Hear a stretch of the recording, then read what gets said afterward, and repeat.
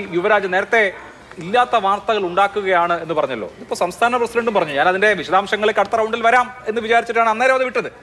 ഏതില്ലാത്ത വാർത്തയാണ് ഉണ്ടാക്കിയത്? നോക്കൂ, ഒരു പാർട്ടിയിലും ഇല്ലാത്തതുപോലെ തുറന്നടിച്ച് അഭിപ്രായം പറഞ്ഞത്. അതായത് സ്ഥാനാർത്ഥി നിർണയം പാളി, പാലക്കാട് പരാജയമുണ്ടായപ്പോൾ സ്ഥാനാർത്ഥിത്വം പാളി, പ്രവർത്തനത്തിൽ വീഴ്ചയുണ്ടായി എന്ന് പറഞ്ഞത് അവിടുത്തെ നഗരസഭാ അധ്യക്ഷയാണ് sir Prameela Sasidharan. On record ബൈറ്റിൽ പറഞ്ഞതാണ്.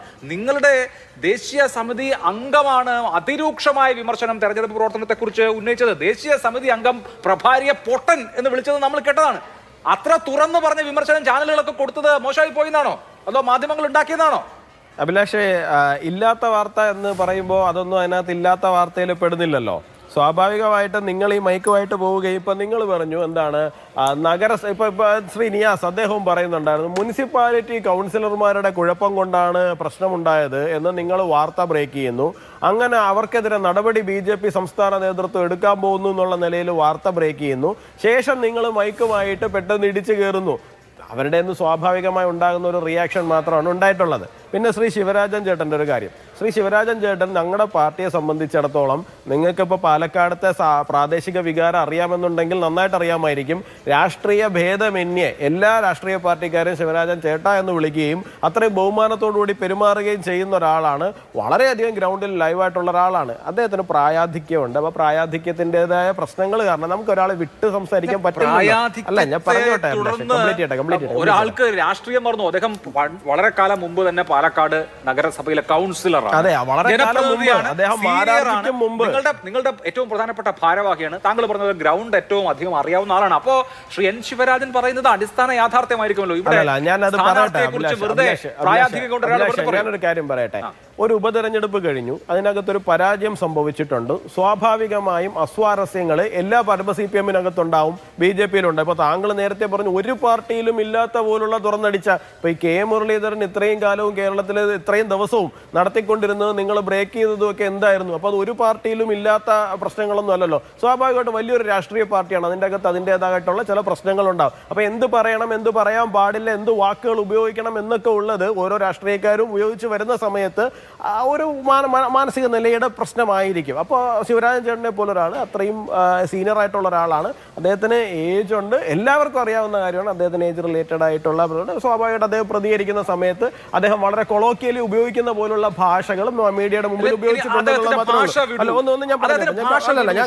അദ്ദേഹം അവിടെ ചാർജ് ഉണ്ടായിരുന്ന പ്രഭാരിയെ കുറിച്ച്, K സുരേന്ദ്രനെ കുറിച്ച്, C കൃഷ്ണകുമാറിനെ കുറിച്ച് പറഞ്ഞ വാദം അല്ലെങ്കിൽ ഈ പറഞ്ഞ പദപ്രയോഗങ്ങൾ മാറ്റിവെച്ചാൽ പോലും അതിന്റെ ഇഷ്യൂ എന്ന് പറയുന്നത് അവിടെ ഒരു കാര്യമായിരിക്കുമല്ലോ. തീർച്ചയായും അഭിലാഷേ, ഞാൻ അതാണ് ആദ്യമേ പറഞ്ഞത്. ഒരു ഉപതെരഞ്ഞെടുപ്പ് നമ്മൾ പരാജയപ്പെടുന്ന സാഹചര്യം ഉണ്ടായി. വിജയിക്കും എല്ലാവരും ഉറച്ചു വിശ്വസിച്ച ഒരു ഉപതെരഞ്ഞെടുപ്പ് പരാജയപ്പെടുന്ന സാഹചര്യം ഉണ്ടായി. സ്വാഭാവികമായിട്ടും എവിടെയെങ്കിലുമൊക്കെ പ്രശ്നം വന്നിട്ടുണ്ടാകുമെന്ന് പരസ്പരം എല്ലാവരും വിശ്വസിക്കുന്നുകൊണ്ടാണ്. അപ്പൊ അത് അദ്ദേഹം അത്തരത്തിൽ ഇതൊക്കെ അകത്ത് ചർച്ച ചെയ്യേണ്ട വിഷയങ്ങളാണ്. അകത്ത് ചർച്ച ചെയ്യേണ്ട വിഷയങ്ങളെ പുറത്ത് പറഞ്ഞിട്ടുണ്ട് എന്നുണ്ടെങ്കിൽ അത് ആ ഒരു ഭാഗത്ത് നിൽക്കുന്ന പ്രശ്നമാണ്. അപ്പോഴും ഞാൻ നിങ്ങളോട് ഇപ്പം നിങ്ങൾ എന്നോട് ചോദിച്ചൊരു ചോദ്യം എന്ന് പറഞ്ഞു കഴിഞ്ഞാൽ, താങ്കൾ എന്നോട് ചോദിച്ച ചോദ്യം എന്തായിരുന്നു? വ്യാജ വാർത്ത.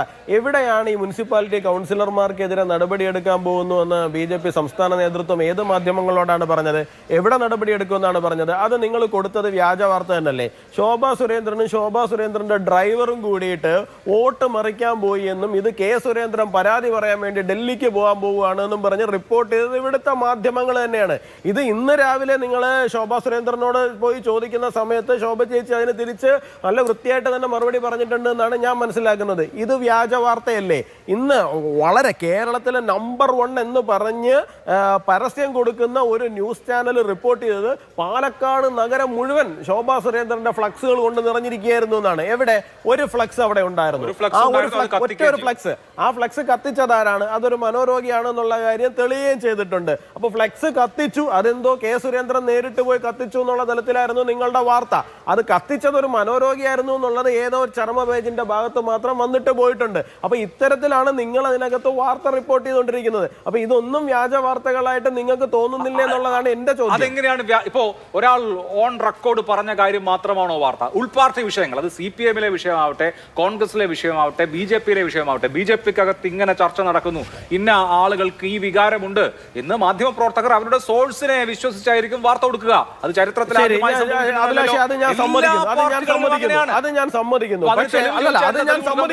ഞാൻ സമ്മതിക്കുന്നു. ഇന്ന പ്രശ്നമുണ്ട്, ഇന്ന നേതാക്കൾക്ക് അസ്വാരസ്യമുണ്ട്, പ്രശ്നങ്ങളുണ്ട്, ഇതൊക്കെ നിങ്ങൾ ഉണ്ടത്രേ എന്ന് പറഞ്ഞ് വാർത്ത കൊടുക്കുന്നതിന് ഞങ്ങൾക്ക് യാതൊരു വിരോധമില്ല. പക്ഷേ ശോഭാ സുരേന്ദ്രനെ പോലൊരു നേതാവും ആ നേതാവിന്റെ ഡ്രൈവറും കൂടി ചെന്നിട്ട് എന്താണ് വോട്ട് മറിക്കാൻ വേണ്ടിയിട്ടുള്ള പണി താഴെത്തട്ടി ചെയ്തു എന്നൊക്കെ പറഞ്ഞ് നിങ്ങൾ ബ്രേക്കിംഗ് ന്യൂസ് കൊടുക്കുന്ന സമയത്ത് ഇത് എന്ത് തരം സ്വഭാവഹത്യയും വ്യക്തിഹത്യയാണ് അവിടെ നടക്കുന്നത്? ഇതിനെ എങ്ങനെയാണ് നമ്മൾ നിങ്ങളുടെ സാധാരണ വാർത്ത എന്ന് പറഞ്ഞ് മാത്രം നമ്മൾ ഇതിനെ എങ്ങനെയാണ് കാണുന്നത്? ശരി, അല്ല അതാണ് ഞാൻ പറഞ്ഞത്. പാർട്ടികൾക്കകത്ത് നടക്കുന്ന ചർച്ചകൾ, അവിടെ നേതാക്കൾ പ്രകടിപ്പിക്കുന്ന വികാരങ്ങൾ, അതിന്റെ വസ്തുത എന്തോ അത് ആ സോഴ്സിനെ വിശ്വസിച്ച് മാധ്യമങ്ങൾ വരിക. അത് സാധാരണ നിലയിൽ വാർത്ത അല്ല. നിങ്ങൾ സോഴ്സിനെ ഞാൻ സമ്മതിക്കുന്നു, നിങ്ങൾ സോഴ്സിനെ വിശ്വസിച്ച് കൊടുത്തു, നിങ്ങൾക്ക് അത് കൊടുത്തു. സ്വാഭാവികമായിട്ടും നമുക്കത് വ്യാജ വാർത്തയാണ് എന്ന് പറഞ്ഞ് ഞങ്ങൾക്ക് പ്രതികരിക്കാൻ അവകാശം നിഷേധിക്കുന്നതും അപൂർവമല്ല. ഞാൻ അത് അടുത്ത ഘട്ടത്തിലേക്ക് ആർഷയോട് കൂടി ചോദിച്ചതിന് ശേഷമായി ഈ വാർത്തകളോട് നിങ്ങൾ സ്വീകരിക്കുന്ന സമീപനം എന്തെന്നൊരു ചോദ്യം എനിക്ക് ബാക്കിയുണ്ട്, അതിലേക്ക് വരാം.